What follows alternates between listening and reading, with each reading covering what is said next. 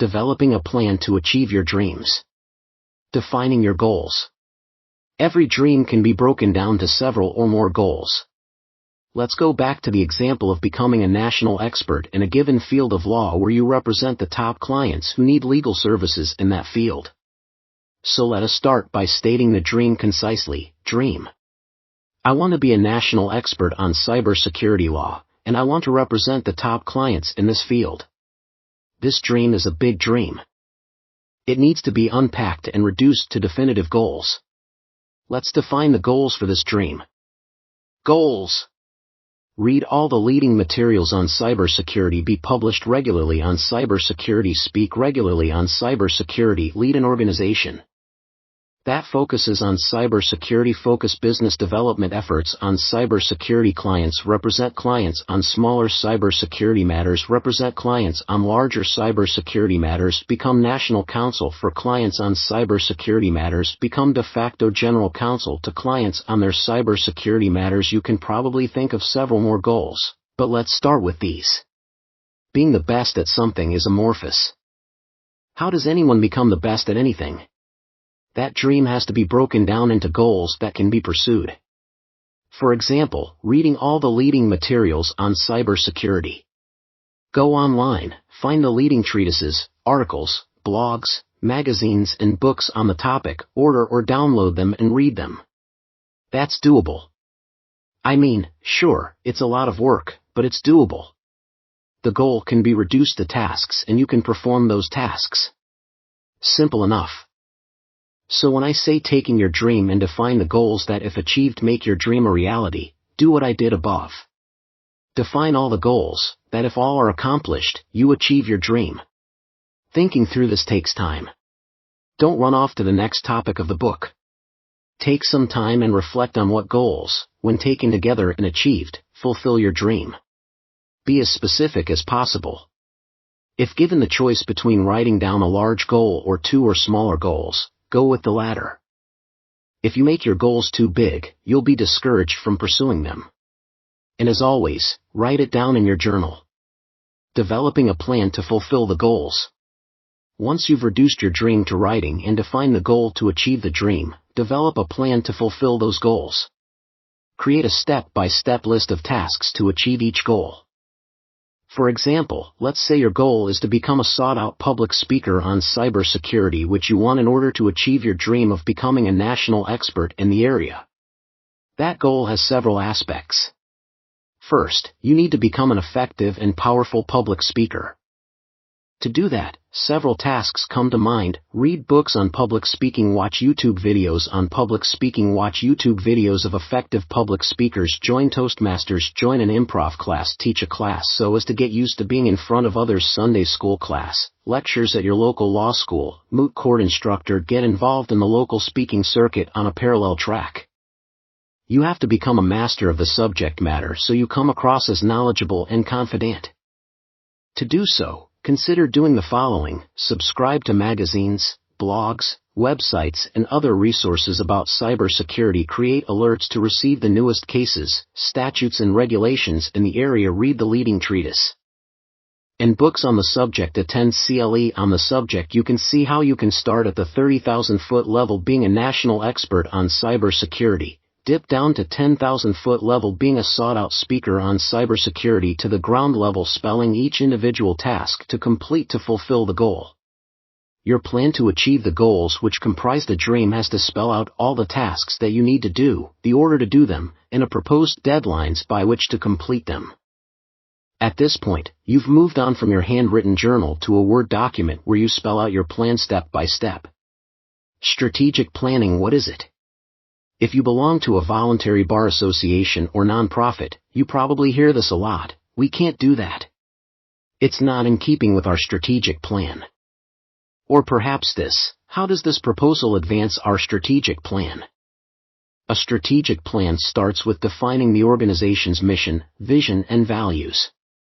By doing this, you answer the why question: what is the purpose of the organization and what should it do to fulfill its purpose? Without fully appreciating it, you've already begun to prepare your strategic plan. You've reflected on your purpose, your mission, your dreams, your vision, and your values, your code. This forms the core of why you're on this earth and what you're tasked to do. Once you answer the why, you can plan on answering the how, the goals and steps to achieving them. What we've been doing so far is similar to what organizations do all the time to ensure they have defined a win, established the finish line, and figured out how to get from here to there.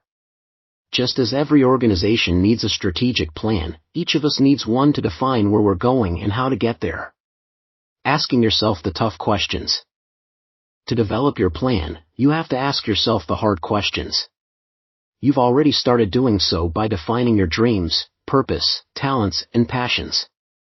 You've asked yourself what you're good at, admitted to yourself what you're not good at, and studied the intersections between your talents, passions, and dreams. This all took time and reflection. Now the elephant in the room we haven't talked about, but I'm sure and written down your dreams you've already reflected upon, is, am I where I am supposed to be, doing what I am supposed to be doing? In other words, am I working at the right place, pursuing the right career and doing the right things? So, ask yourself the following questions. Am I handling the right cases? Am I specializing in the right area of law? Am I at the right firm? Am I doing enough to advance my career? Should I even be practicing law? Am I on the right career path? If not, what does the right career path look like? Am I neglecting the other aspects of my life? Am I the best spouse I can be? Am I the best parent I can be? Am I taking care of myself physically, emotionally, and spiritually? Never assume you're at the right place doing the right things. Just going through the motions and going through life checking the boxes isn't living. You owe it to yourself, your family, and your boss to maximize your talents, rely on your passions, and seek out your dreams for your benefit and everyone else's. Personal survey. If you have ever participated in strategic planning for an organization, one of the things you'll do is conduct surveys of the leadership and the members. You want to hear from everyone about what the organization should be doing and how to do it. If you're going to prepare a personal plan, then you need to conduct a personal survey. Without realizing it, you've already completed a fair amount of it. You've listed your talents, you've listed your passions, you've listed your dreams, you've written down your purpose, you've written down where these items intersect. By doing this, you've defined your life goals and have a destination. In addition to what you have already written down in your journal about these topics, also answer the following questions. Where do you see yourself, in terms of your career, your family, and your community in 5 years, 10 years, 20 years, 30 years? How do you want to be remembered? How do you want your obituary to read? How do you know when you've achieved your purpose? Your destiny? The more long-term you look, the more you'll get the big picture, and the more in focus your life's goals will be. Asking others the tough questions. Just as you asked yourself the hard questions, find 2 or 3 close family or friends, and ask them to answer the tough questions about you. They see and interact with you regularly. They've experienced and seen firsthand what you're good at and what you're not good at. They've seen when you're passionate and when you're apathetic, when you're excited and when you're barely registering interest. They've seen your skills for certain things and seen your lack of skills for other things. They have their thoughts about what you should be doing with your life, but have thought better to share their thoughts with you. Interview them about you and get their wisdom, thoughts, and reflections on you, who you are, what makes you you, and where they see you 10, 20, and 30 years from now. Your business plan. Writing a plan for your life is akin to writing a business plan for your law firm or company. Let me show you. Company business plan, personal plan. Mission statement, your purpose. Vision statement, your dreams. The company's strengths, your talents. What drives the company, your passions. The company's goals, your goals. Plan to accomplish its goals, your plans to accomplish your goals. Plan details, plan details. Measuring progress, measuring progress. Corporate accountability, individual accountability. As you can see, a business plan is similar to a personal plan. You start with the fundamentals as to why you even exist, your purpose. Where's your purpose taking you? What's the end game? Those are your goals. And then you prepare a plan detailing how you get from here to there. You wouldn't start a business without a business plan. Likewise, don't embark on the rest of your life without a personal plan. Defining processes. I believe any activity can be reduced to a series of steps, which if carefully followed, will achieve what you are after. There's a process for everything you're planning for. Let's assume your plan is to write a book. There's a process for that. Let's assume your plan is become a leader of an organization. There is a process for that. To discover that process, you can do one of several things. Think through all the steps you believe you must take to accomplish your goal. Study what each step entails and the proper order of those steps. With proper analysis, you can define the process to achieve your goal. Ask others who have already achieved the goal you have in mind what their process is. They may have had a detailed process or possibly let their instinct take charge, but either way, with thorough questioning you can extract their process so you can imitate it. Read books by or about others which, whether directly or not, discuss how they achieved what they achieved. Study their process. There's a process to developing a national reputation in a field of law, developing business, building your brand, attracting clients, becoming a voluntary bar association leader, etc. There's a process to becoming a better spouse and parent. There's a process to improving your neighborhood. Go into your planning believing that you can reduce your plan to a step-by-step guide to get there. The elements of your plan.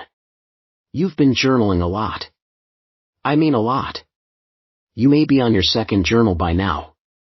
Let's take everything you've done and reduce it to a step-by-step plan.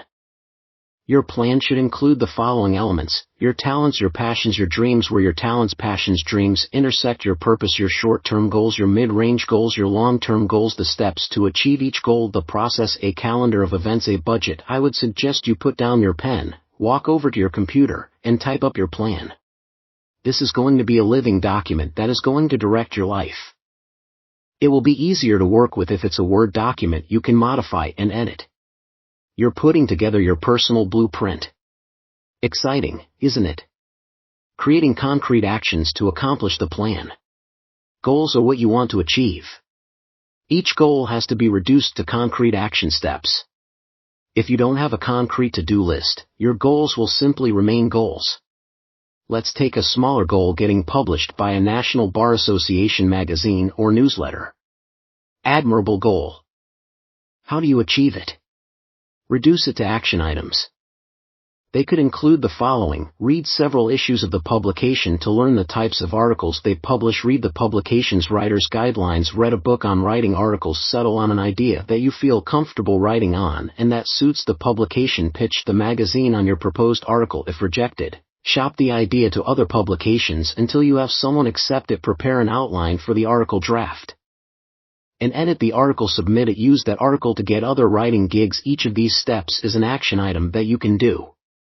Getting published is a goal. These steps are the action items to accomplish that goal. For every goal you list in your personal plan, you need to spell out what steps to take and what order to take them. For some goals, it will be intuitive what you need to do. For others, you'll need to research what achieving your goal entails. For example, the steps above for getting published I learned from speaking with published authors. Do your research and prepare your to-do lists. Macro goals. Write down your long-term macro goals. These are goals that will take years to accomplish, possibly decades. These are the big picture goals. Examples are: becoming lead trial counsel for a Fortune 100 company, becoming a national expert in a legal field, becoming president of a national or international bar association, becoming the public face of a legal field, such as cybersecurity, becoming a best-selling author, becoming a nationally recognized speaker, starting and growing a successful business, charity, restaurant, etc. The macro goals will largely be taken from your dreams or will be some permutation of them. These are the big things you want to accomplish with your life. These are things you want to be remembered for. These are the things which will leave a legacy. These are long-term. They will define you. They will take years to accomplish. These are the marathon goals, where the journey means as much as the destination. Take the time to make sure these are your goals, that you are committed to them, and that you're in it for the long haul to make them a reality. Micro goals. Once you've defined your long-term goals, divide each up into a series of micro goals.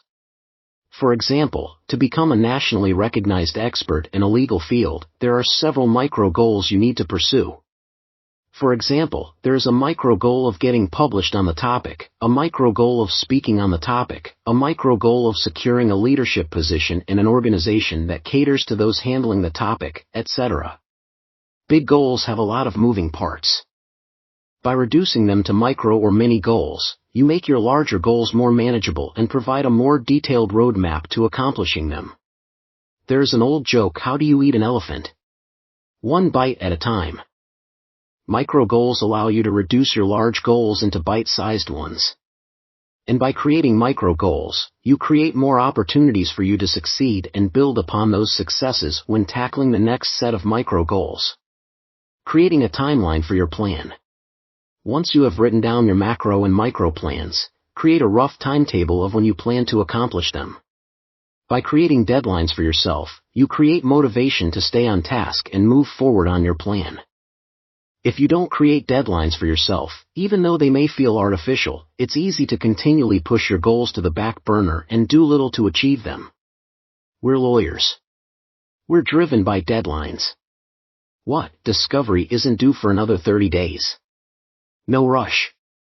Trial is set 9 months away, what's the hurry? By creating a calendar of events for yourself, where let's say you give yourself 60 days to get published, 90 days to secure a speaking opportunity, etc., you create momentum. Momentum is key. So often we start projects and we chug along for a few days, sometimes a few weeks, and shortly thereafter we get distracted by life, and without even realizing, we've given up pursuit and our goal is soon forgotten. Deadlines keep the momentum going. Making a flexible plan. Life is full of surprises.